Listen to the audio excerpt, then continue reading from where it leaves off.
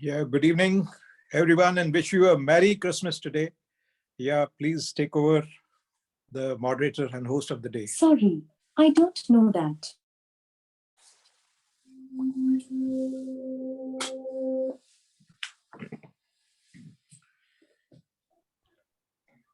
Thank you so much, everyone, for having, taking time and being here.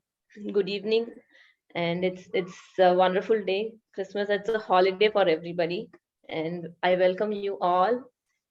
And let's start with with a brand like today we have all everything, and we have certain things, skills that we need, and we as an LSN team, Life Skills Nest, have formed together, and we wanted to reach out to many people. And here I have Mr. Rahul, who would actually introduce what exactly we as a team are doing and how did we form. Mr. Rahul is actually a production engineer, and he's into design thinking, robotics, and he's a money mindset, uh, I would say, expert. So let's hear from him. Welcome, Rahul. All over to you. Good evening, everyone. Merry Christmas to each and everyone. And today we are on this platform of Life Skills Nest. So we started few months back, you will say, and we formed as a team. Few months back we came together. It started as a project, and interestingly we volunteered together, and we will explain in next slides, but literally we are from like army to IT, and like educationists to some tsunami survivors. So interesting team, and I really happy to be part of this team.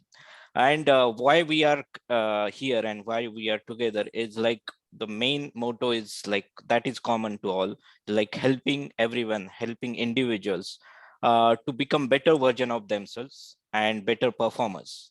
And obviously life skills are very important for that. And so what we are doing differently, so we are like not just giving some knowledge or something, just some like webinars. We are literally handling you to for the all the life skills and lead life more happily, more productively, cautiously. So yes, there is a like a yoga and all those things are there. And not to mention the money part. So life skill, we consider money mindset, or money is just one of the life skill, and we are working with you for that. To explain our vision, yes, definitely. So our vision is to empower individuals and communities, and giving them some tools, valuable life skills, and thereby nurture and transform in those individuals, those organizations. So that is our vision. We started with that. We are keeping all our actions, or our programs are aligned to our vision always. So we are here to give you, okay, so for a beautiful you. So that's our, you can say, motto. And the team, so the beautiful team, interesting team, as I mentioned. So they are from education background, army background, IT background. Some are principals, educationists, as I mentioned, the tsunami survivors, the happiness coach, and lot of things. So instead of introducing here only, we will go step by step. Thank you. And with that, I'd like to hand over to the Colonel Sushobit, sir. So yes, about him, no need to mention. Most of people know him here, but he is like a 30 plus years experience in army, and he's not just like a typical army person. He worked with some mechanical stuff, vehicle development, and all those things. So very interesting stuff. He's like you can say mechanical engineer also. You can say he's like a IT engineer also. So that's what I explained. The team is very interesting, and the best example is Colonel sir. So yes, Colonel, over to you for the next introduction. Thank you. Thank you, Rahul. Thank you for pitching in those kind words for me. And yes, it is my honor today to welcome you all once again. And on the theme of Christmas, I'm sure you will have gone over your evening siesta by now, and you are recharged and energized. And we are here to charge you up again. And for that, I feel very, very happy today to invite one of our very distinguished speakers, a person whom I know about dearly, and I was thinking of having this session with him quite some time back. And today, yes, we have. And you know, it's a unique topic which he talks about. And he's going to educate us through next around 20-25 minutes on selling for non-sales people, or selling by non-sales people. But before that, a word about Sudhanshu Mishra ji. Warm welcome to you. And this, let me tell you, he's got around 3 decades of corporate experience, holding leadership positions in business development, sales, marketing, product management, partners and alliances in areas of IT products, services, and e-learning across India and as well as Middle East.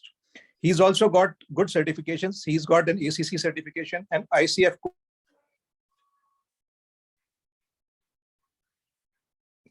coaching accreditation certification. and breakthroughs and insights in multiple fields. And some of his core fields are leadership and strategic thinking, mindfulness, sales management, emotional intelligence, conflict management, and so on. List is a little long. So I will like to, not stay more time between you and what is waiting for you. So welcome on board, please, Sudhanshu. Over to you. Thank you, Colonel Kamra, for that kind introduction. Good evening, everybody, from my side once again, and wish you all a Merry Christmas. Thank you for being here on a holiday, on a day of festival, on a Saturday evening to join us for this interesting topic. The topic is very close to my heart, and I hope I can arouse some interest in all of you when I speak about it. But I'd like to make it a little interactive. So while it may not be possible for all of us to speak at the same time, what I would like you to do is to stay a little active in the chat box. Keep putting your questions, keep raising your hand, keep sending me those reactions which Zoom allows, so that I know what is going on. Otherwise, with most of the people having their videos switched off, I can't really make out whether I'm talking to a wall or whether I'm talking to you people behind the wall. So it'd be best if we can have some interaction. That'll give me some energy, and it'll also give me some food for thought. So it's just a request, all of you, please keep putting your comments and reactions in the chat box or through the reaction button which Zoom provides, and let's keep it going live, because the more I understand what you're understanding, or what the relevance of what I'm saying, the more feedback I get, the better it can get for all of us. So with that, I want to first start by asking all of you, how excited or how attentive are you for the session today? On a scale of 1 to 10, where would you rate yourself? Please put a number in the chat box and let me know, where are you placed? Dr. Alka Chadda is saying 11. So that's right, she's breaking the scales. Thank you very much, Dr. Alka Chadda. In the true spirit of being a happiness coach, you've given me the right input to start with. So I'd like the rest of you all to put your rating in the chat box about what you are feeling. And I see most of the inputs I'm getting are in double digits. That's so exciting. So with that, let me start sharing my screen, because I have a small presentation. While I would like you not to spend too much time on the presentation itself, let's spend more time on the interaction. The presentation is just as a guideline to look at, so that I don't miss out on any talking points. But the idea is to make it interactive. So without further ado, let me just get down to start sharing my screen. And I'm a little handicapped at technology, so let me see how to do that. One moment.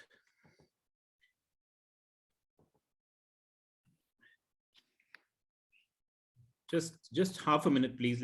Allow me to share the screen, please. Just half a minute.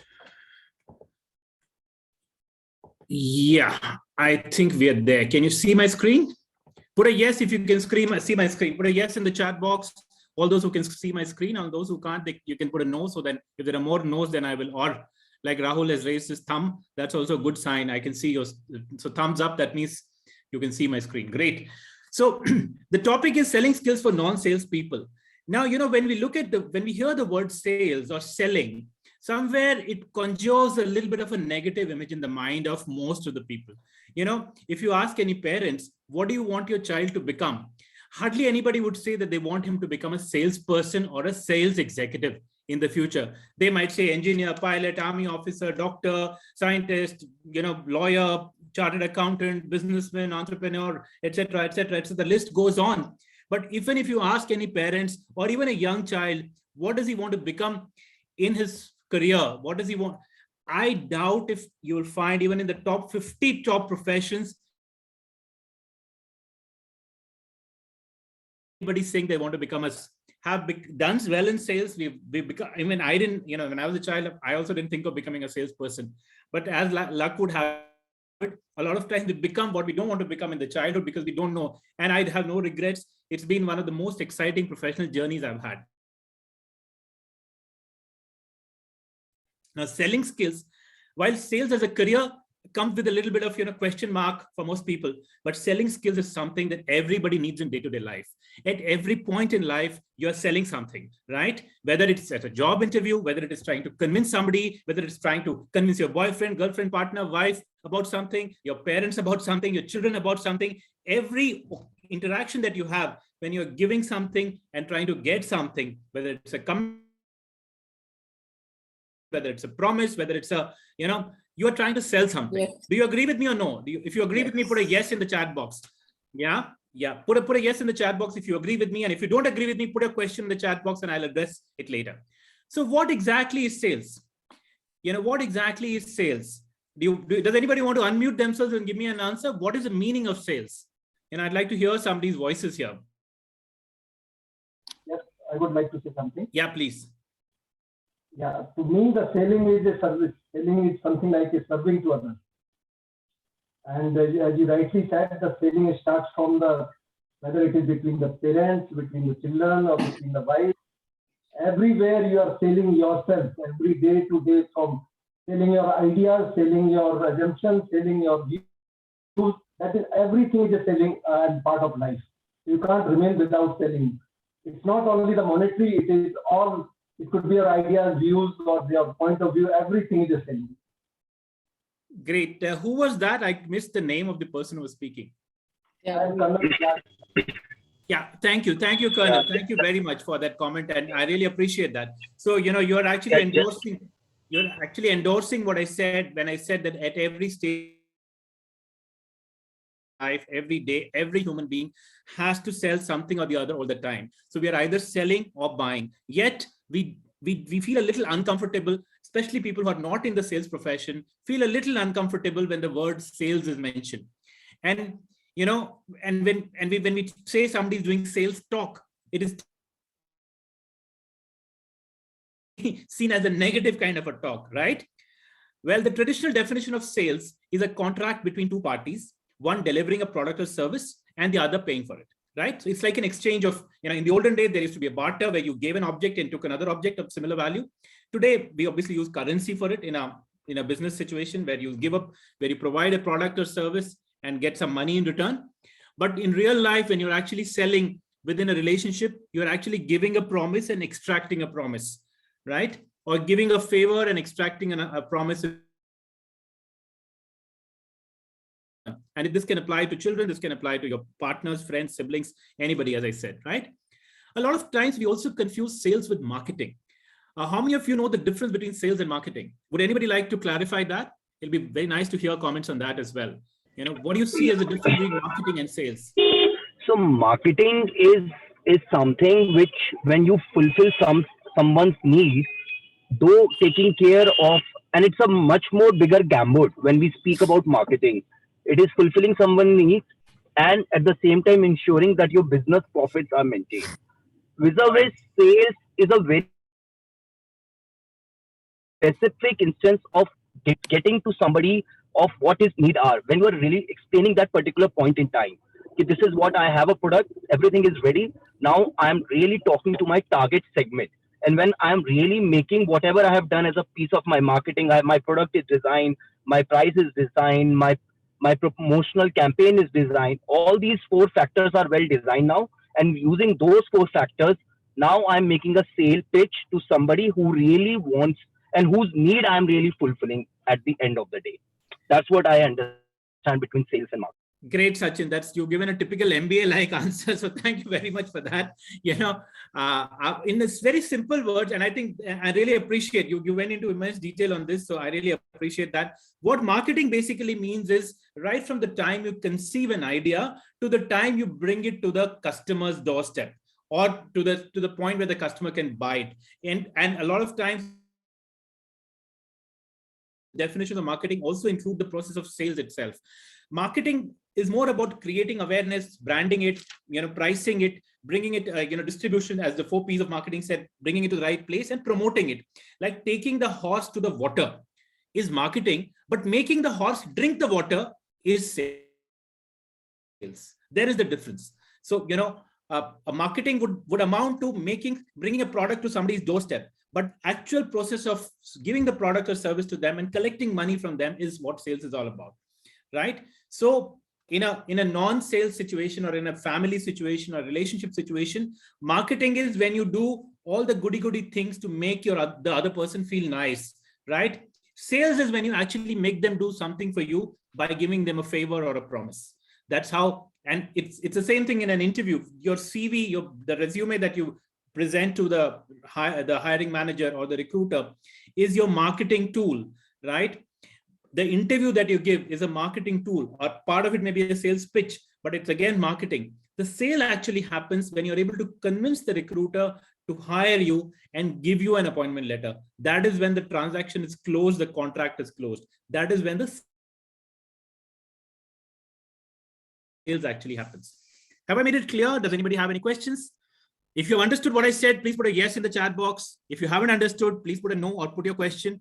Or if you're not listening to me, just say I'm not listening in the chat box. So I can see a lot of yeses in the chat box. Some people are saying understood, some are saying clear. Very good. We'll keep moving. And at any stage, please feel free to stop me and ask me questions. As long as the moderator doesn't stop me, I can keep talking about this topic. So, so the responsibility to stop me is on the moderator. Now I've got the stage, so I'll take advantage of it and talk about it as long as I can. Now, that is on a serious note. I've been given 20-25 minutes to complete this, and I'll try to stick to that. So, why is the slide not moving? Yeah, myths about sales. As I earlier mentioned, there are a lot of myths about sales as a profession or sales as an activity, right? You know, can you put some of the myths in the, or some of the stigmas attached to sales as a profession in the chat box? When you hear the word sales, what comes to your mind? You know, some of the things that come to mind are salespeople are sneaky and untrustworthy. You know, if a salesperson comes to your door, you want to turn him away. You don't want, you know, many societies, many communities have instructions to the security. Don't allow salespeople to come into the community, right? So salespeople are considered sneaky and untrustworthy. Salespeople are also considered aggressive. बातों में दबा देगा हमको. You know, I'm sorry for using a little bit of Hindi in between because it comes naturally to me, but I hope all of us can follow Hindi, English a little bit, and those who can't, apologies to them. So salespeople are aggressive.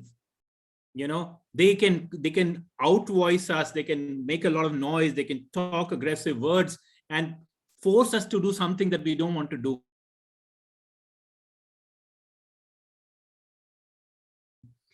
Salespeople are glib, talking a decision that we don't want to take, right? These are some of the myths about sales.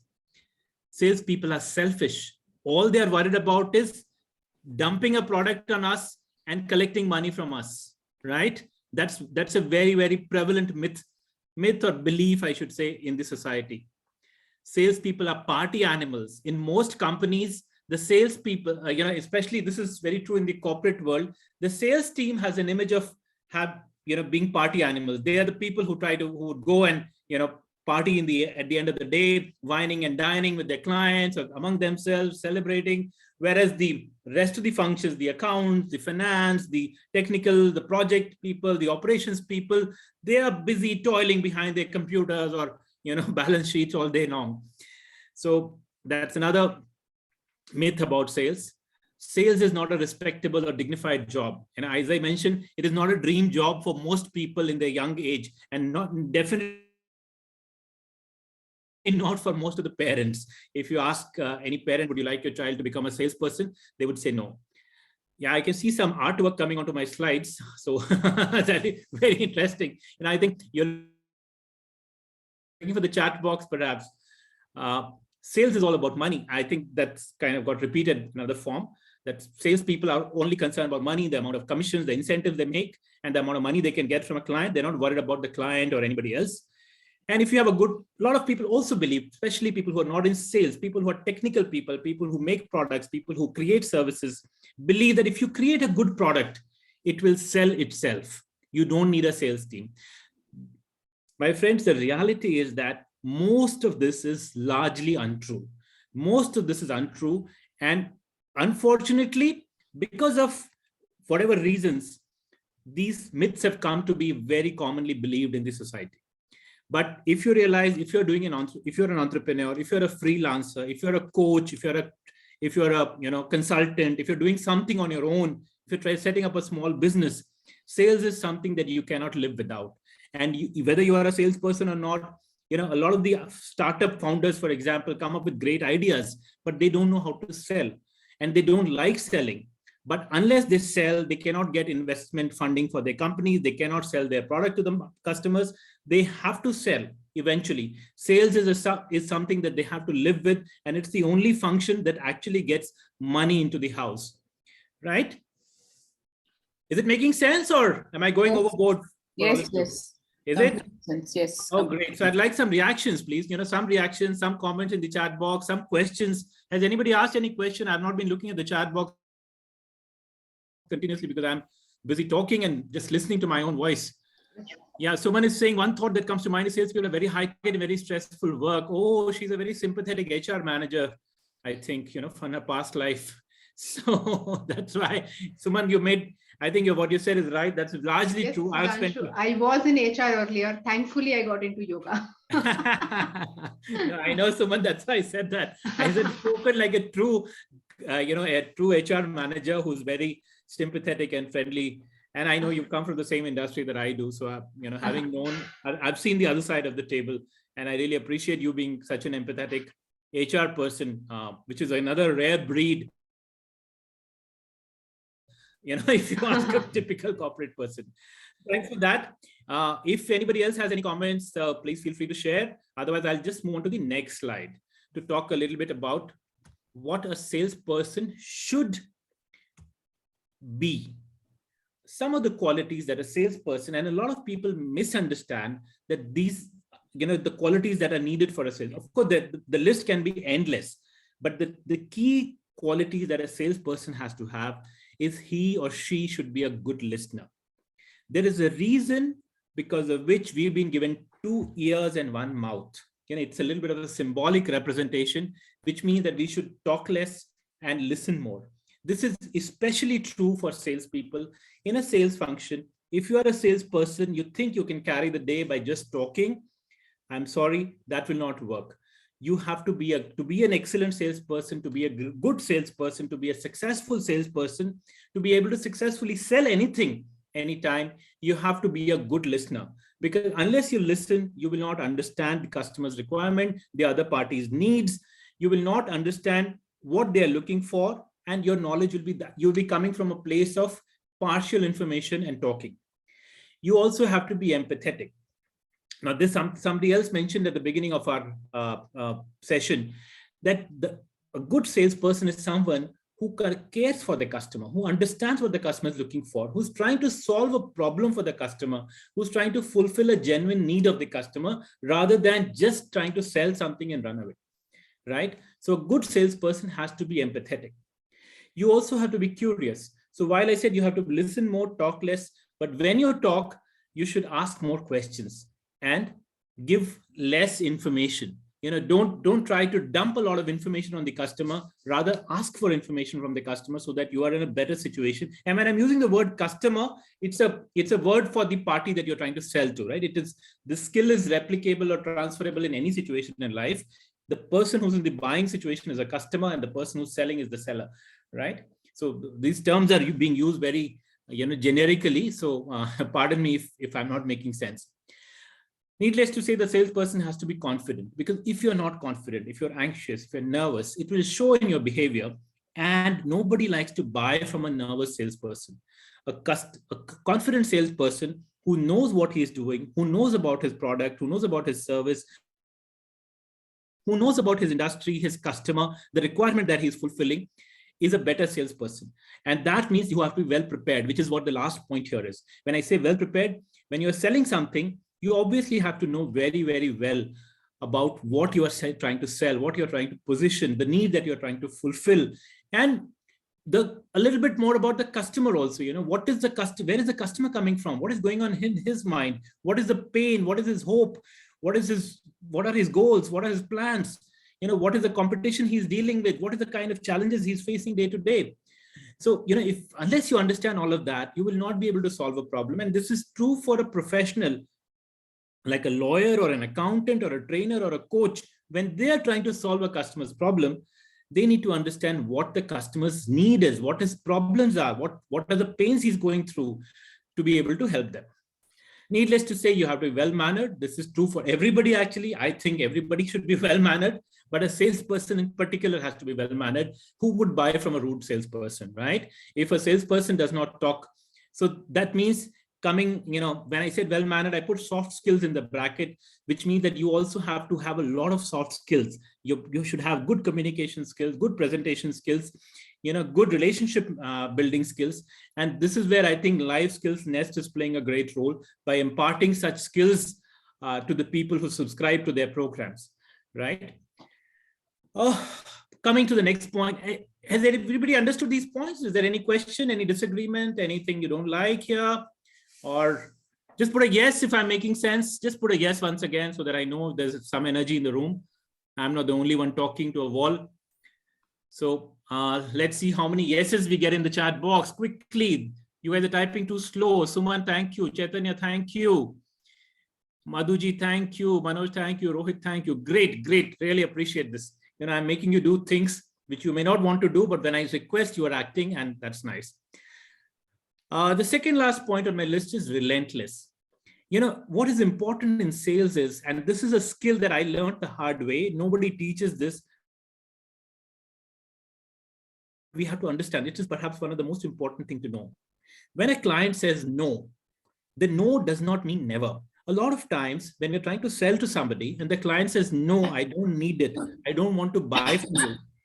We take that no as a never. It does not mean never. No does not mean never. No means not now, not yet, okay? Not right now. But it's taking you one step. Every no actually is taking you one step closer to a yes. Just keep that in mind. So you have to be relentless. And by this, I mean, even if a client says no, your potential prospect customer says no to you, you have to keep in touch with them. You have to keep inquiring about them. You have to, kind of keep exchanging thoughts with them. I'm not saying that pick up the phone every day and ask them, sir, yesterday you said no, are you going to say yes today?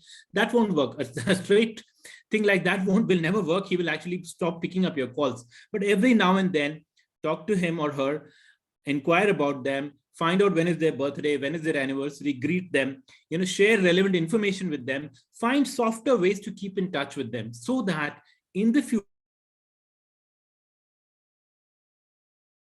when they have a need for the product or service that you are selling, they think of you before anybody else. And these situations keep changing. I've had in my sales career, I've had customers who eventually bought something for me 3 years after I made the first contact. The first time they said no, then they said no, then they said no, but I kept in touch. I kept, in touch. I would call them once in a while. I would send them an interesting text message sometimes. If I came across something interesting about their industry, I would share it with them. I would follow their company's progress in social media and general media. And if I came across an interesting article or an interview, I would share it with them. So these are different ways in which I used to keep in touch with my clients. And sooner than later, they would develop a certain warmth for me and they would realize that this person cares for me. And when there's a need for a product or service that I was selling, they would think about me. Is it making sense? And I have been on the buying side as well. And I have seen, 2 salespeople who said no. This was very true for an insurance salesperson to whom I said no once. But eventually I ended up buying insurance from him after 4 or 5 years because he relentlessly kept in touch with me. He would keep in touch. He would wish me on every festival, on my birthday, and call me from time to time whenever there was a new scheme that the company was offering. It reached a stage where I realized he's such a nice.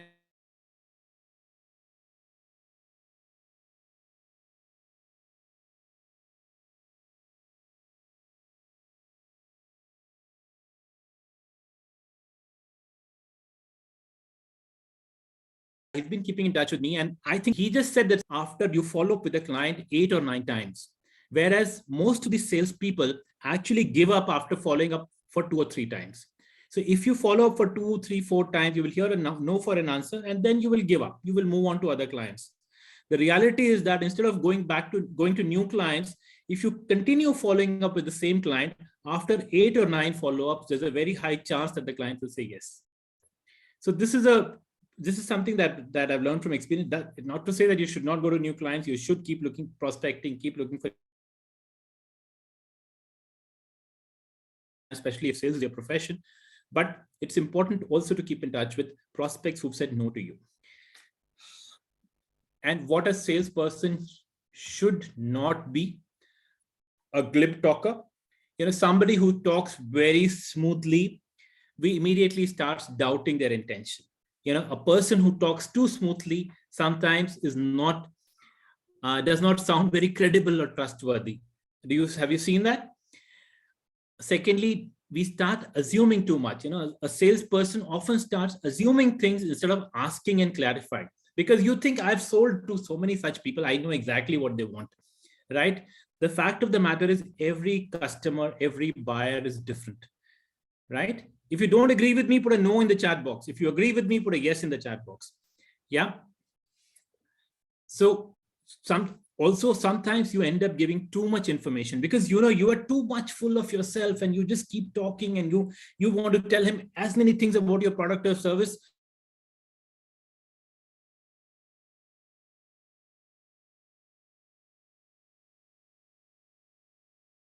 To the extent that the buyer gets confused. Features or benefits that are impactful for them, which are useful for them, rather than telling them too many things. Focusing on features, this is especially true for people who are selling products. A lot of times you'd have seen, especially people who sell cars, they will sell you, the thousands of features that the car has. The fact of the matter is most of the buyers are not concerned about the features. They're only concerned about some benefits that they are getting, the mileage, sometimes the snob value of the car, the resale value of the car, the comfort of driving, and a few basic features. Nobody is concerned about a lot of these things which are under the hood, not visible, right? Most of the buyers don't understand the technology. They cannot make a difference. If you put two engines in front of them, they will not be able to make out the difference between the two. And they don't care. To them, what matters are, to different people, it's different features which matter. And as there was a very popular ad which said that the Indian buyer typically asks, "Kitna deti hai?" What is the mileage the car gives more than anything else, right? They're not concerned about anything else, right?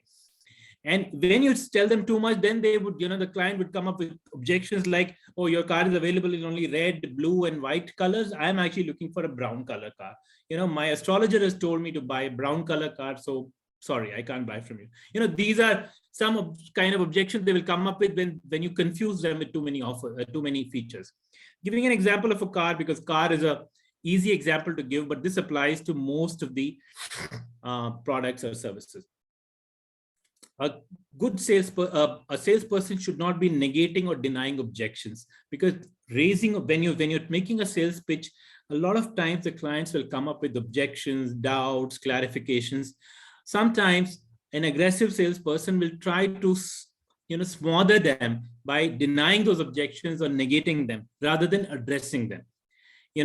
If you address those objections, if you clarify those objections, some of them may be genuine fears or worries that the client has. If you clarify them, work on them, and at a time, and a great salesperson would actually say no to a client if he feels that his product is not meeting the customer's requirements, and actually point him to some other product which is meeting the requirement. I've seen salespeople do that, and those salespeople get immense respect from their client. They become trusted advisors to their customers forever, for a lifetime, right? But many short-sighted salespeople think that if I have to somehow push my product into this customer's kitty rather than trying to sell them something else or telling them that what they need, right? Another thing is the last point on the right column is saying, to be honest, to be frank, trust me. If you use too many of these words, the client says, when you're saying to be honest, were you not honest before this, right? Or when you're asking me to trust you, what do you expect? When I'm listening to you, that means I'm going to trust you. Should I not trust you? Why? It start raising, if you use, and a lot of people use these as fillers in their conversation. When they don't have the right words, they will say, to be honest, I want to tell you that this product will be very good for you. The client will say, that means you were not being honest with me before. That immediately raises a doubt in the client's mind. So when you speak with confidence, rather than trying to use such words, it can make a bigger difference. Is it making sense? Any questions? I want to take a half a minute break to drink some water, and I want somebody else to now ask a question or say something. And read the last quote on the slide, please. People don't care about how much you know till they know about how much you care. Yeah, thanks, Sudhanshu. Yeah, please go over, take that water break which you need. And you've been filling the session very nicely. Yeah, back to you. Yeah. Thank you. Thank you very much, Colonel Kamra. Thanks for that encouragement. Any comments, questions, or anything?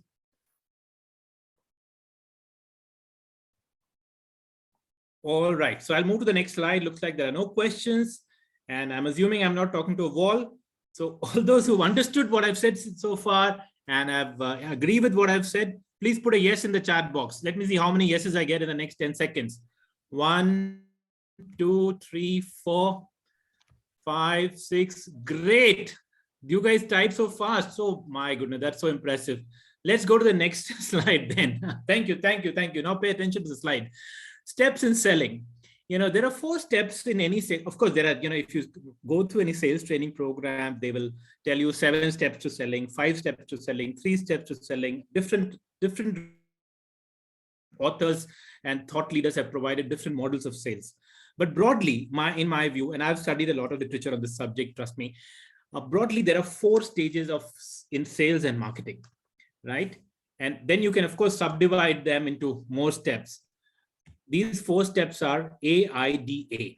A stands for attention or awareness, where you create awareness about your product, and you, as a salesperson, create awareness about the customer. So first is the awareness stage, where you get to know each other. Second is the interest or influence stage, where you actually start understanding the need of the customer and trying to position your product to fit that requirement, to meet their requirement. The third is the desire or the decision stage, where the customer starts believing that you are giving them something that they need, right? And they start thinking about taking up this. In fact, they start saying yes to your product. They feel a genuine desire to take what you're giving them. And the last and the most important stage is the action, where the actual transaction takes place, where you provide the product or service and the customer gives you the money that is, the value for the product or service that you're giving. Is it making sense? AIDA, AIDA. Ananya, thank you for the thumbs up. Really appreciate that. So any questions, any interruptions here? Rahul has given me his heart. Thank you, Rahul. You're so kind. So, loving it so far. Thank you very much. Thank you, everybody. So this, I think, is my last slide. And I'm sorry that this is going to end, although I've been enjoying it so far. These are some of the points that you have to remember.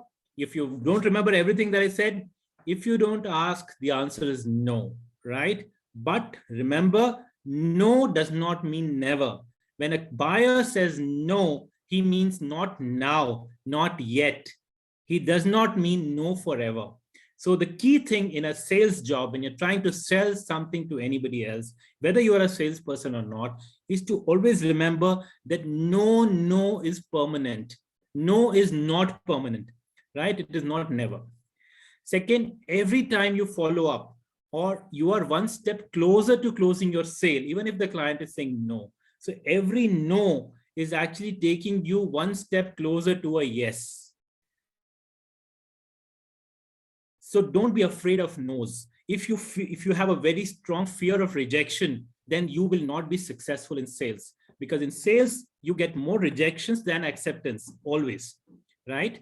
To close one sale, you may actually have to hear a no from 9 customers, right? Or depending on the industry or the product you're selling, the percentage can change. But the number of buyers is always smaller than the number of people who say no to you. And you have to be prepared for that. That is a part of the process. You will not get, as I said, every no is taking you one step closer to the yes. The third and the most important step is, as a salesperson, don't be in a hurry to sell and run. If you don't care, the customer will also not care for you. And it shows. Customers are smart people. They are also human beings like you and me, right? We have also been on the buying side of things. We buy so many things every day. You will not buy a service, whether it's a medical service from a doctor or any kind of service from somebody unless you feel they care for you, right? Sometimes, I remember one of, and this is an example I'm giving from my own life, one of the biggest doctors of Delhi. We used to go to him for some consultation for my wife very frequently. But the doctor is a very busy guy, a very senior doctor. He would look at you, he would understand your problem, and he would write a prescription and give it to you. He would sometimes during the whole consultation, he would not even utter a word. Or, at the most he would. So one always got a feeling that he doesn't care. At one stage, my wife said, I don't want to go to him. He doesn't seem to care, though he's the best doctor in his field in the whole city of Delhi. So, so it is important to show that you care and genuinely care for for customer to come back to you. Next point, happy customers lead to more sales. We all know that. And when you are happy with somebody, a shopkeeper, a barber, for example, the salon that you go to for haircut, if you like the guy's attitude, if he does a good job for you, you will go to him more and more, right? So you will buy more and more from someone who's been good to you. And you will not only buy yourself, you will also take your friends, your family member, your children, etc., etc., etc., right? So if you make one customer happy, there's a very good chance that that customer will get you more customers. And it is easy to get new customers from existing customers rather than run after absolutely new unknown customers. Is it making sense? I think it is making sense. Yeah, okay. Rahul is smiling, so I'm assuming it is making sense. Next and last point is no business can run without sales. So please forget the myths and the dogmas and the stigmas that we talked about sales. Sales is not, as I said, it may not be a career that many people aspire to be in, but it is something without which no business can run. Every business has to sell to get money into the house, to get realized value. You might make an excellent product, but unless you have a buyer, your product is useless. You might be a very good provider of an excellent service, but till you are able to sell that service to somebody, it is of no at all. Do you agree with me there? This has made any sense to you? If you have any questions, this was my last slide. I'm coming to the end of my presentation. I don't know how I'm doing on time. The moderator has not stopped me, so I'm assuming I'm doing well. So we have another 2 or 3 minutes in which I can answer questions. If there are any questions, please unmute yourself and ask. These are my contact details for your reference. In case you'd like to know more about sales, I keep conducting programs. I do sales coaching. I do executive coaching. I do leadership coaching. Happy to share my experiences with you and do more elaborate sessions on sales in case you're interested. You can reach out to me, or you can reach out to me through Life Skills Nest as well. I'm very closely associated with them. And I once again want to thank all of you for being here. Thank you to Life Skills Nest for having me here and giving me this opportunity to blow my trumpet. Thank you very much. And with that, I'd like to stop sharing and open the floor to questions. Are there any questions? Can somebody look at the chat box and tell me if there are any questions? I haven't been really looking at the chat box. I was just looking at the yeses and nos. Thank you, Sudhanshu. In fact, there have been no questions so far. Wow. People, if you have any questions, you can post it right now. So we can. I see Brigadier Basin is raising his finger, so I'm assuming he has a question. So please go ahead. No, I don't have a question. Firstly, I wanted to say that the portion I heard, half of it or so, was very nice. And I must congratulate you for a very good job done. Very clear, good slides, simple ones, and good substance. Thank you, sir. Thank you very much. I was only having a dig at you that at one stage you said, in one slide you said, don't use the words, trust me and all that. And in the very next slide you used it yourself. You said, I noticed it myself. I noticed it myself. I've done a lot of research on the subject, trust me. I put something in the chat box to say, trust you. Why should I trust you? No, I get you. I know that is so I've also been a lifelong salesperson. So yeah, there's a question from Manish Agrawal. I just take a minute to highlight that I had to buy a car for my wife, and I'm just reinforcing what you said. And next to our house on the Link Road, within about 1 kilometer, there are 3 showrooms. So we started with, we wanted to see what Indigo looked like. Went there. A lot of rush was there. Nobody bothered. It took me about 10 minutes to get hold of a salesperson and say, यार कुछ बताओ मेरे को. तो उसने एक brochure रखे और चला गया. And then for 5 minutes it didn't come. Then finally he came and he just did all this, you know. He'll give you so much of mileage. He'll give you this rattled off as if he's in a hurry to go to some other client. We just walked out of the showroom. It didn't. I just took that brochure, went along. Next was Maruti. A little better experience, but not great. The third one was Hyundai. At Hyundai, when we reached and we were looking for this, what is it called? Sandro. So there was a girl, I still haven't forgotten her name. She was Sunita, very smartly dressed in a, in a coat and tie and all that. And firstly, she was standing at the door at the entrance and she welcomed us. Then she made us sit down. The first thing she said, of course, some water came. Somebody like to have tea and coffee, tea or coffee. So you know how you make a person feel happy. None of the other two people did that. And then to cut the long story short, she asked me a lot of questions. What do you want in a car? She's still not come to the model and all. What do you prefer? Why are you buying the car? What is the aim and all that? So I told them, I told her, I've got a car. I want to buy this for my wife. She wanted a small car. It should be easy for her to park it and this and that, blah, blah. And ultimately, firstly, I thought that even as a salesperson, she had good technical knowledge. So when she said that this car gives so much of kph, I said, but Indigo gives better than that. She said, sir, it has got so much of weight, latent weight is so-and-so, its HP is so-and-so. Can it possibly give the mileage that they have quoted? So they will say 13 and it will give you 10. So we'll say 10 and it will give you 13. That's the difference. Okay. Sounded convincing, whether it was true or not, but it looked logical. And at least with the technical support and statistics and data, she sounded more convincing. Then it finally came to the color. So she said, sir, which color would you like?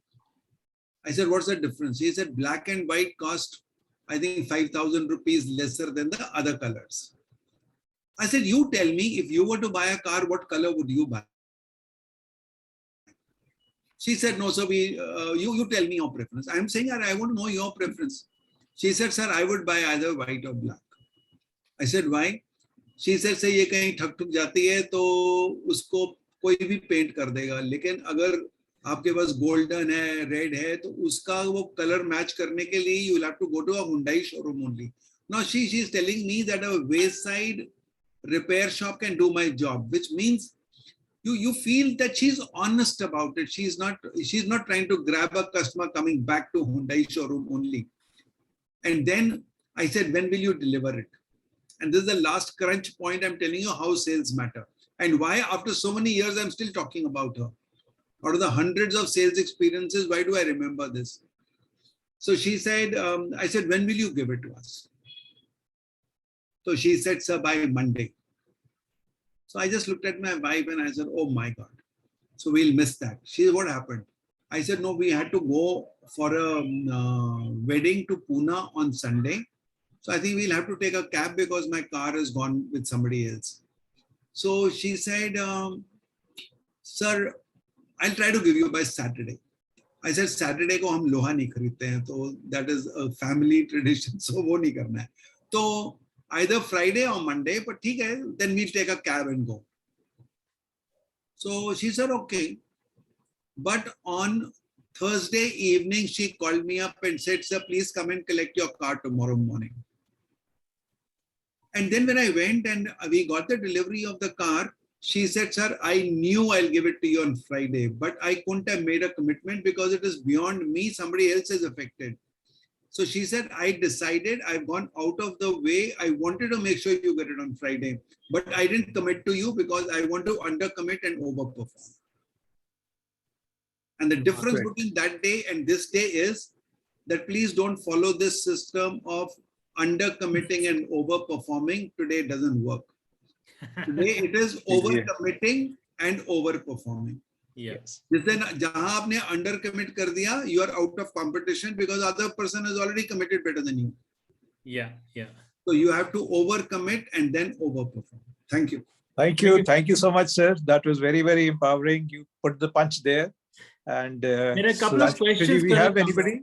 Yeah, there are a couple of questions I have. One is from Manish. We got to now shoot up. थोड़ा सा time हम लोग ज़्यादा exceed कर गए.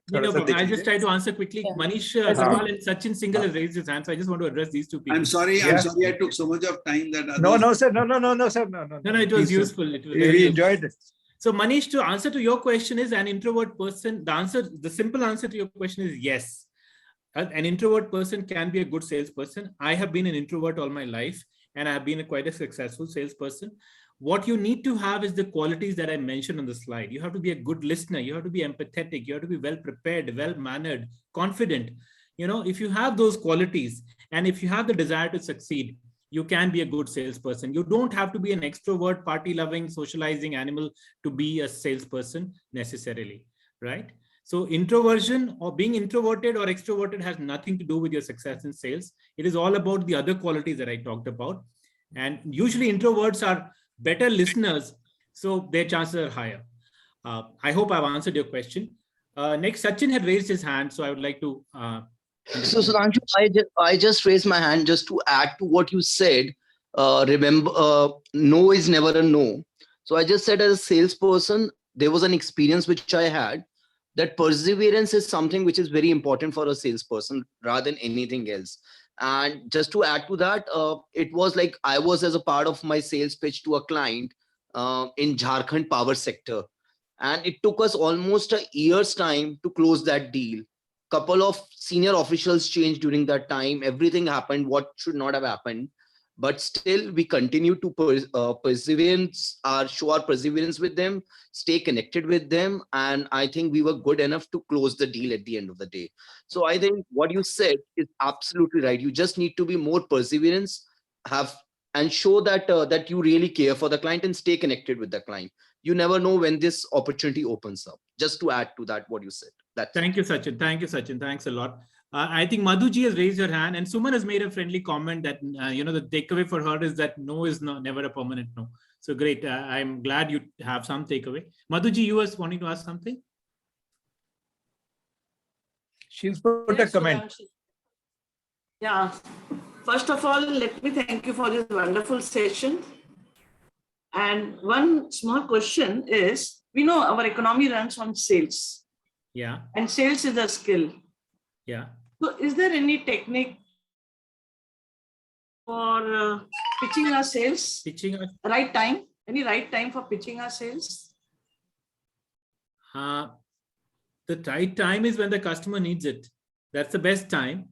But the second best time is when you want to sell. So there is no right or wrong answer to that. And selling is a skill like any other skill. You get better and better the more you practice, right? So a lot of times I advise new salespersons to practice their selling skill at home with their grandmother or with a 7-year-old child.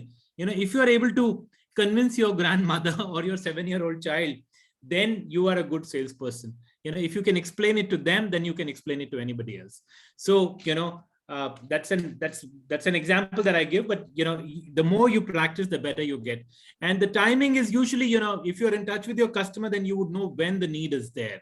The customer, just say in strike the iron when it's hot. Hindi mein kehte hain na, loha garam ho tab marna chahiye. So in English also they say the strike the iron when it's hot. So you have to, if you are constantly in touch with your prospect, your customers, you would know, like the example Sachin gave with the Jharkhand Power Department, because they were in touch with them for a year relentlessly and persevered with it, they were able to get the business, the time, and the customer needed it. So thanks. I think we're running out of time. If there are any more questions, thank you so much. Please put them in the chat box. I'll try to answer them in the chat box itself, or you can reach out to me directly or through LSN network to answer the questions in the future. Thank you very much once again. I really appreciate, and thank you the moderators for giving me the extra time. And I think I overshot very, very badly. Thank you very much for that. Thank you. All right, so I'll mute myself and keep shut now. Thank you so much, Sudhanshu. That was a wonderful session. I didn't want to interrupt. You were going in a flow, and everybody were liking it. So even I wanted to know more about sales, and I could not stop you. And having learned the acronym AIDA and what are the skills that we need, what we need to do, it was excellent. And having said that, we all have a question about quality or quantity. And we have a confusion about whether we want to go for a quality or we want to go to the quantity. And it's a big debate for many, many years. So I just want to ask Mr. Sushobit sir, whether, what exactly he has to say as to what we need, whether quality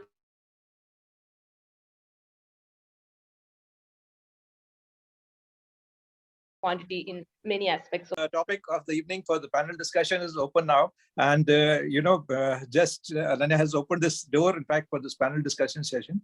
She will be moderating it, of course. And the topic which is there today is quality versus quantity. Now, just look at it, how the life has been.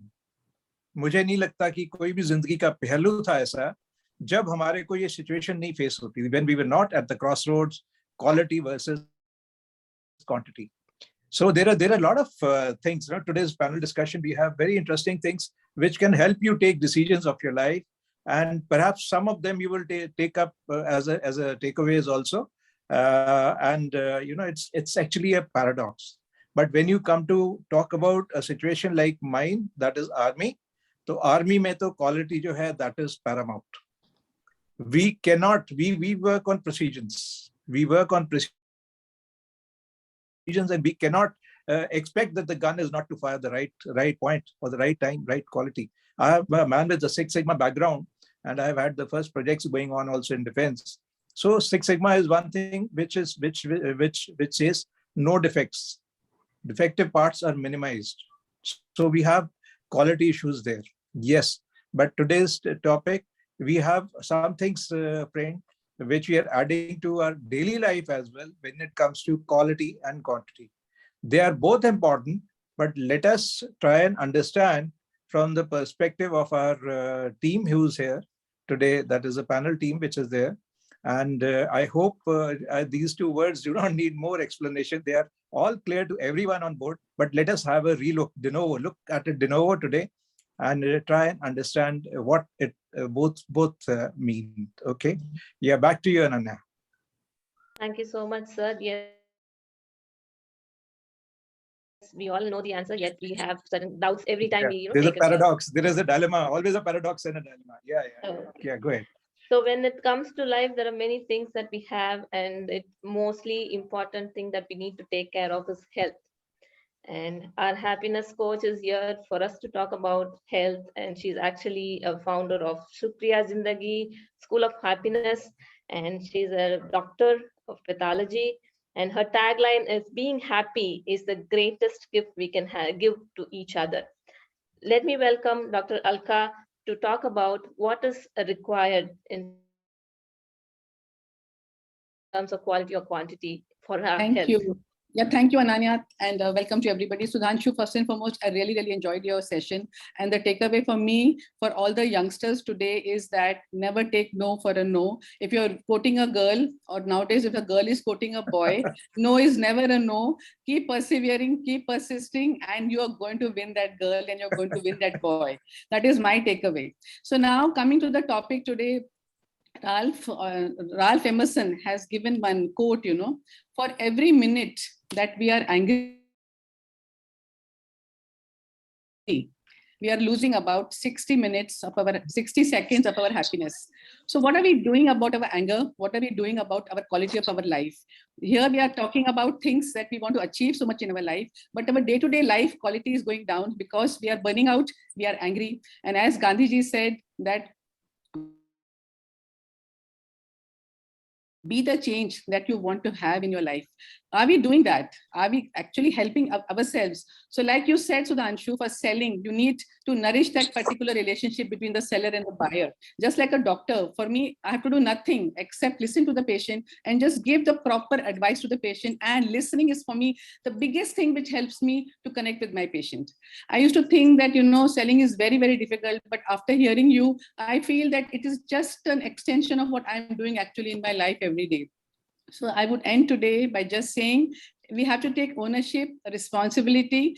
And somebody said, like, you show me your habits and I'm going to show you your life. We have to create discipline in our life and be grateful for what we have rather than be thinking about what we don't have, nourishing our life and loving each other. I think that will make us a great, great life. Thank you so much.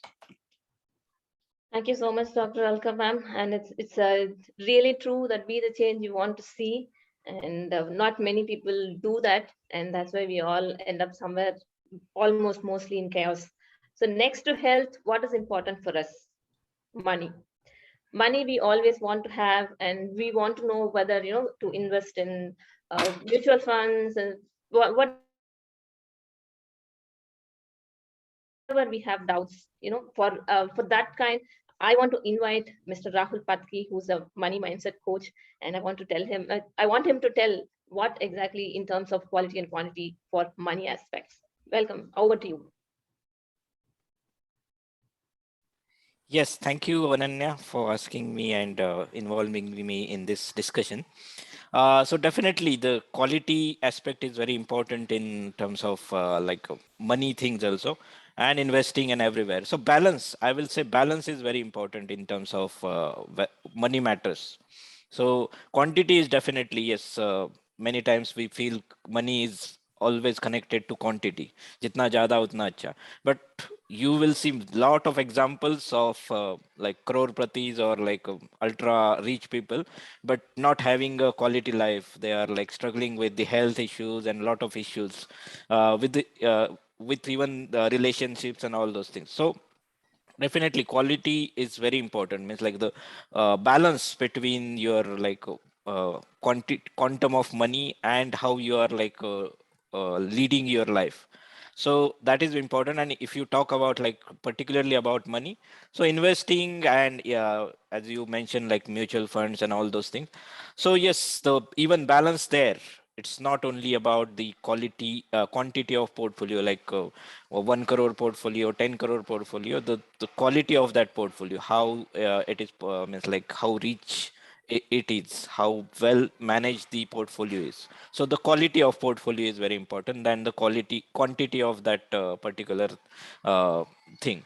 So yes, this is about like there is a lot to talk about the on this aspect also on the money matters. But yes, I will tell like just in short, it is quality is very important. That's what I have my opinion.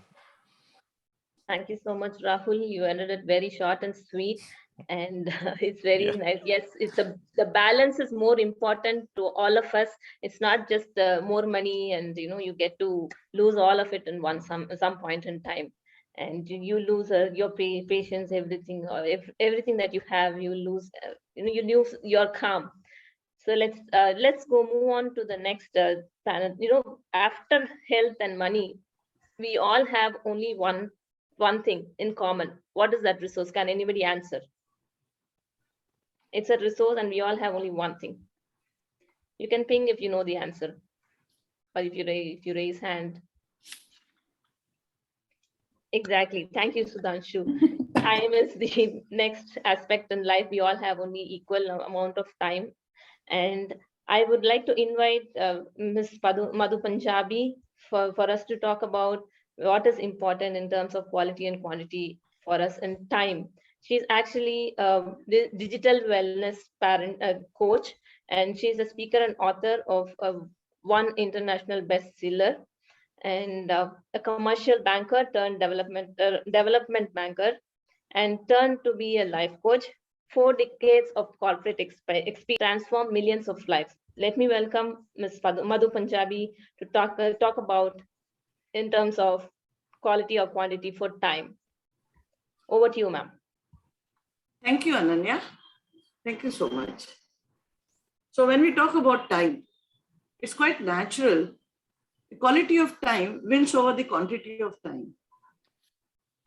being a parenting coach, I would say it is the exclusive time that the parents spend with the child that would create emotional bond between the two.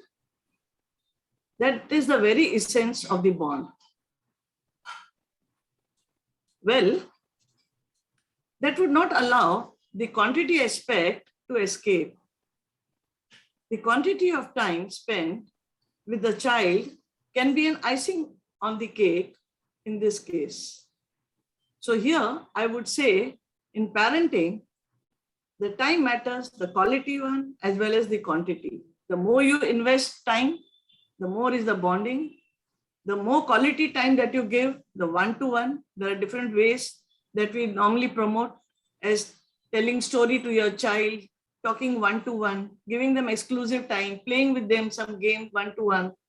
These are all the quality which create treasure for life. Thank you so much. Thank you so much, ma'am. It was wonderful. And after time, health, money, we have spoken so many things. What will we do without education? That's the most important. That's why we are here talking and discussing so many things. So let me call upon Dr. Halima ma'am to speak about education. What is important in terms of quality and quantity for education for all of us?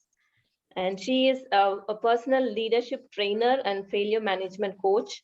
She's a doctorate in management studies. She's master in English, Arabic, Urdu, and education.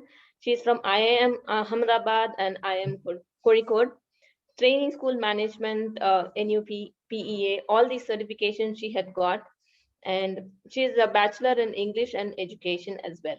So let me welcome Dr. Halima to speak about education. Thank you, Ananya. And I was waiting that when education is going to get the chance. But anyway, after health, time, and after money, at least the education has taken place. Ladies and gentlemen, I know that the education is the foundation of any society. And without education, no society can imagine to prosper.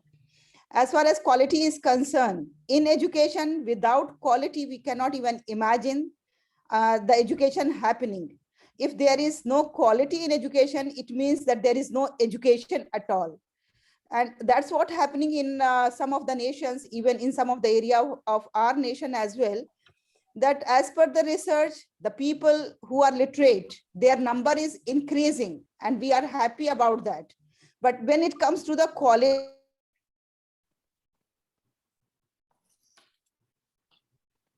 I guess we have there's a technical glitch. Yeah. Yeah, we lost her. Maybe she'll join in sometime. And in the meantime, is she back? Dr. Halima, are you back? Yes, she's back. Yes, actually there was some network connection issue. So, continue. So that's what I was mentioning, that the issue is that we have, our literacy rate is increasing, but the quality of education is not increasing, especially in our rural areas. So we have to focus on the quality, and quality will only come when we have the proper check. Like I have seen some of the videos being viral that the teacher was teaching SAND Sunday to the students, and these type of many things are happening at many places. So I firmly believe that quality education is not only the right of the rich people, those who are studying in the private and public schools, or they can spend high fees and they can send their children to those schools, but it is the right of even the poorest to poor. This is the right of even those who are living in the slums, and we have to provide them the quality education. As educators, this is our responsibility, that we have to ensure that the child who is enrolled with us is getting quality education. Without that, there is no education at all. Very well said, ma'am. Of course, yes, we need to concentrate on the rural areas as well as we give importance to the cities, urban areas. So very well said. And so with that, I would like to conclude.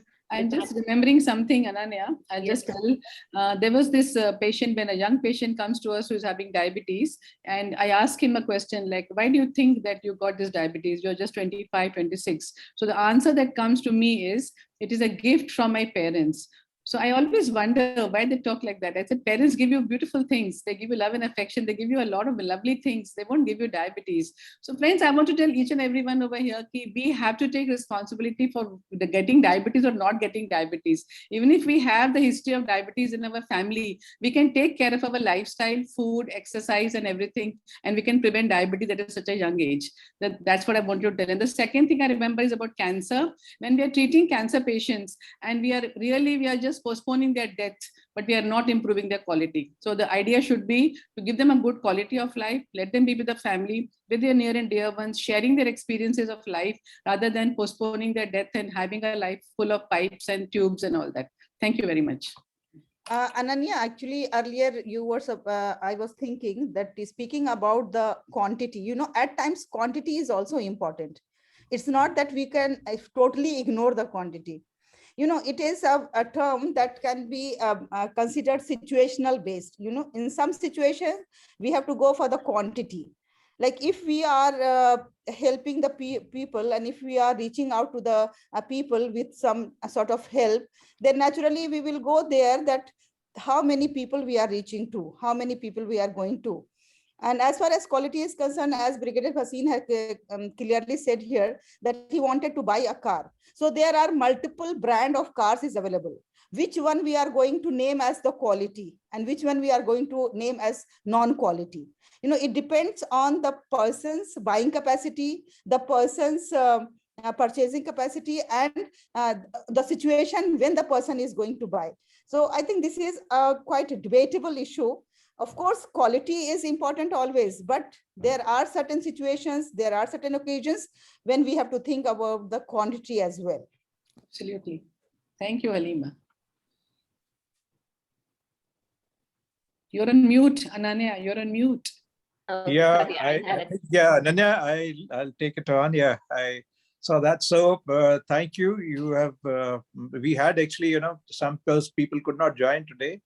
Some issue was there with somebody. So we will be, soon this thing. But Ananya has asked me in a private message to sum up today's, panel discussion somewhere. And that was the last question, in fact, for the evening. And, we have seen what is quality and quantity. But hum aankh kabhi bhi nahi band karke chal sakte. Please take this final point, that aankh band karke nahi chal sakte. वो बिल्कुल depend करता है कि आप किस as और stage में हैं, what time of frame, what thing you are buying. If you have to buy a helicopter, you know what you will like to do. If you have to buy a car for your family, you know what you will like to do. But there are certain situations where you will say, okay, let my money buy quantity. So it is eventually what has been talked over today. The health is what is important when you have to trade off between the health and this thing. So you will say, no, I will definitely like to have health. So when it comes to the finance aspect, yes, money is important, but at a point. Again, over money may not be required. As per me, over money is not required, but money which is justifiably making our life happy. Let's have a balanced thinking even in our money approach. Okay. And, it was very well said by Dr. Elka, be the change that you want to be. So you can take a decision finally on your own, and what issue of your life is there, but you cannot, always trade off between the two. You will have to balance as per the stage and the importance of the product or the thing which you are going to go for. But a personal thought is quality should always be on the top of your list, on the top of your mind. It'll rather carry you a little longer, right? So with that, back to you, Ananya. Thank you so much, sir. Very well said. Yes, we do have a dilemma, and we choose quantity over quality, and then mostly we choose quality over quantity. So that was wonderfully said by you. And having said that, I would like to open the discussion. Let me just share the screen.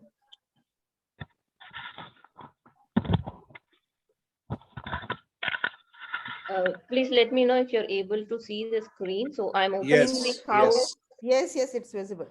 opening the house to all of you audiences. If you have any suggestions or thoughts that you want to say, if you want to add any points, you can come up now. You can unmute yourself. And I noticed Tanvir sir had already raised a question. So would you like to come up, sir? Yeah, Ananya, thank you so much for giving the opportunity. Let me first introduce myself for the audience. I'm Colonel Tyagi Raghav, and I have served around 25 years in the army, then thereafter around 13 years in the corporate, and that too in the topic which was going on in the sales and the business development, the positions of sales director and the vice president. So it was first of all very interesting discussion, very interesting. After that, the debate on the time and the quality of life. So my take on this is that firstly, everything in this world is in abundance except the time. The time is the only thing which is the limited with us, all of us. It is the limited time, and we don't know that how much time we have. So whatever we want to do, if we can make use of the time in the quality, or we can have the quality time, naturally we can have our quality of life. What I mean to say is that, as I mentioned to you, that I had an army tenure, then the corporate. Thereafter, I have transitioned into the self-development industry, and my mission or my niche is basically unhook the people from past and win life like a warrior. So here I am saying the win life like a warrior doesn't mean that you have to go to the battlefield and fight. What I'm saying is that one has to fight the demons within himself. And those demons are basically your regressive attitude, your self-sabotaging traits, your self-limiting beliefs, and your negative thoughts. If you can fight all these demons of your life, you will certainly have your quality of life. And that goes without saying. It is not for only an individual, even the people around you. If you can help them overcome and defeat these demons of your life, I can tell you that every one of us can have a quality of life. So that is the, I need to say, as far as the quality and quantity is concerned. And very simple way, that few things which this sales presentation has been said, even the demon of fear of failure, the majority of us have the fear of failure. Always we have a fear of failure. And without knowing that the far end of any failure is the success. Every failure, the far end is the success. And when we call it the fail, it is basically the first attempt in learning. So if we keep all these things in mind, I'm sure that anything in the life, we can always make a quality life. So rather than bothering too much about the quantity, it is the quality, wherein the time is always limited, and we must make use of our time as a quality time, then everything will be beautiful around us. Thank you very much. Thank you.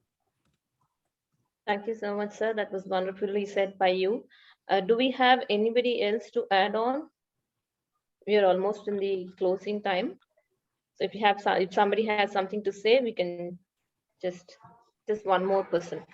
Yeah, I'll just add something. I always believe in one, Sachin's side.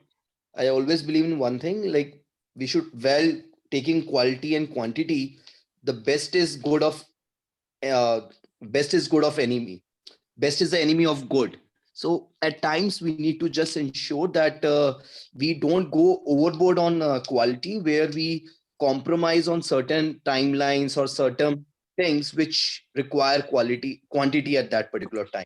So just that's what I want to add to it. That's it. Thank you so much, It was a nice session on quantity over quality and quality over quantity. I think both are important at different stages of life, as very well mentioned by Colonel sir. Thank you, Sachin. Thank you, Sachin sir. It's wonderful. Yes, that's true. Many of us decide on either side.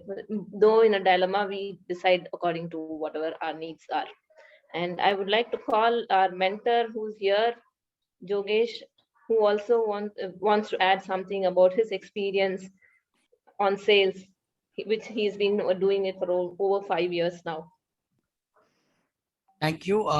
So I was wanting to be a listener today, and more of, I think I could not attend the entire session. I was on the move, and just in the last part when Sudhanshu was sharing the his contact details, I think that's what I kind of joined in. But it's always good to kind of be into the session organized by LSN. Great work again. And on sales, I personally believe the perspective and mindset of selling is serving. The more you sell, the more you serve. I think that kind of brought in, for me personally, the belief about, sales is not good. I did not have experience, and all of that kind of, it kind of got vanished the moment I transitioned into the belief of selling is serving. That's on sales. That's one thing which I'll say. On quality and quantity, I think for me it is both. I need quantity and I need quality in that quantity. So I mean, of course, you can take the best of both, and I believe that if we can have both, why not? So that's my 2 cents there, Ananya. Thank you. Thank you so much, Yogesh. It was, yes, very, very true. We as coaches, we need to have both quality and quantity. Otherwise, we do not reach to many people. Very well said. And I was thinking, Ananya, I was thinking of the Guinness World Records, where it depends on the quantity, that how many people, how many number, how many things. So it was going in my mind also. So true, so true. Of course, yes. I mean, the records always go with the quantity. So very true, ma'am. And yes, any last people who want, anyone last who want to say something? Anybody from the audience? We have Mr. Gurudat. Can he, any feedback also? Anybody who's not speaking and spoken, Rupaji, Seemaji, anybody, if you can give even your suggestions as of now. Okay, and even participate in the open house. Please come on. Off camera, on camera, anyway. Gurudat ji, yeah, over to you.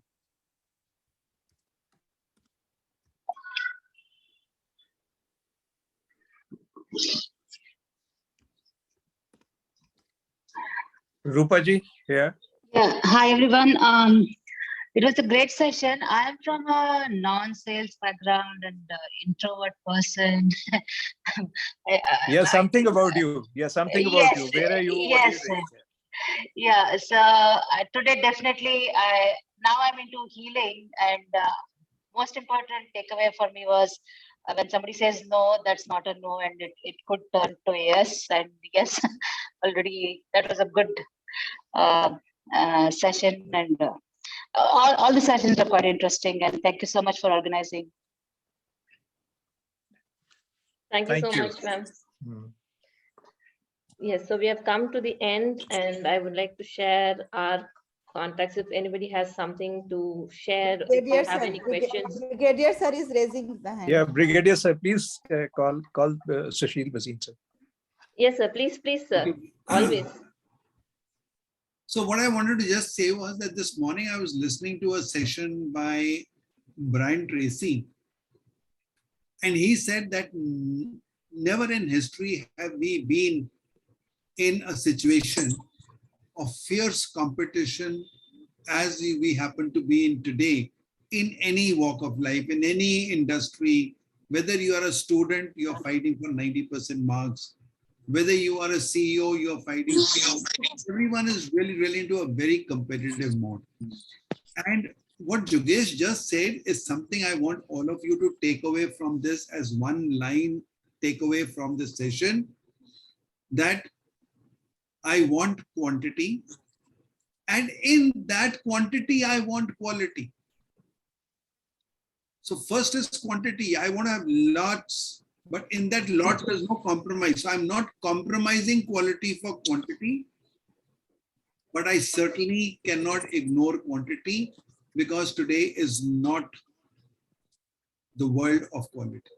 Even if you believe in it, even if your belief system says that quality is more important, but you will have to have a balance. And in that balance, if you can achieve, though this is the highest form, that I want quantity, and in that quantity, I want quality.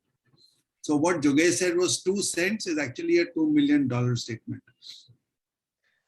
Thank you. Yes, very rightly brought out. It's also, related to what I said probably earlier, that we used to have a term saying, don't undercommit and overperform. And I told you, no, it's now overcommit and overperform. So the point is, if you want to stand out and if you want to live a quality life, a satisfying life, then you will have to aim for the highest, and this is the highest. Now, when I look at quantity and quality, in that quantity, whatever you can achieve, you may not like it's 100%, so you may achieve 85, 90, whatever, but that has to be your aim. Don't get satisfied just by quality. Thank you. Thank you, sir, and thank you, Jogesh ji, also. Yeah, it's filling up the evening. Yeah, Ananya, do we have somebody more? Yes, I would like to call upon Suman Nair if she wants to say something. Thank you, Ananya. Yeah, I just want to say the same thing. I totally agree with Brigadier Sir and Jogesh Chen. In today's world, quality and quantity both matter equally. So yes, we have to aim for both. Thank you so much. And I would like to call upon Kamal sir. So would you like to say something? I think he just left a message. He had to leave immediately for some urgent thing. Okay. So if there is somebody else, just ask. Otherwise, yes. Yeah. Is anybody else would like to add something? Okay. So I consider that nobody has anything. And to help you connect with us, we have listed all our connects, like our links for Facebook, LinkedIn, YouTube, Clubhouse. We all have links here listed, and also have a phone number if you want to have a quick call or something. You can always reach out to us. You can connect with us. You can have discussions. You want to have any clarifications, you can anytime you can reach out to us. Thank you so much, everybody, for your time today. Thank you so much, Ananya. Thank you for taking over and moderating. Yeah, we sincerely like to thank each and every audience who was here on board today. We'd like to thank you on behalf of Life Skills Nest. Just here to add some value. Just inform them that in January we are bringing the New Year gift by organizing. आप बता दीजिए. आप बताइए. Okay. So, ladies and gentlemen, I am very happy to announce here on behalf of my team that in the month of January, we are going to have 3 days the training sessions on the life skills. If anyone is interested, that will cover leadership, and that will go to like different topics. It will be on leadership, it will be on communication, it will be on money mindset, it is going to be on digital awareness. So there are going to be 9 sessions in 3 days. And for those who are going to register with us, like early 20 people will be complimentary. There won't be any charges for that. And after that, we are going to have nominal charges. So this is a good news. I just wanted before to say Happy New Year to each one of you. Let me just give you this good news. Thank you very much, Shobit ji. Over to you. Yeah. Thank you. And just also want to inform everyone that Mondays we have we interact with you on Instagram. And Thursdays we interact every of Thursday 8 p.m. That is Monday 8 p.m. Instagram, and Thursday 8 p.m. Clubhouse. We are planning to add podcast, and Facebook Live is also goes along with the Instagram. Yeah. So with that, I would like to say Happy New Year to all of you. Enjoy your holidays, and let's connect back on Monday for Instagram Live. Okay. Yeah. Thank you, Ananya. I think we can start.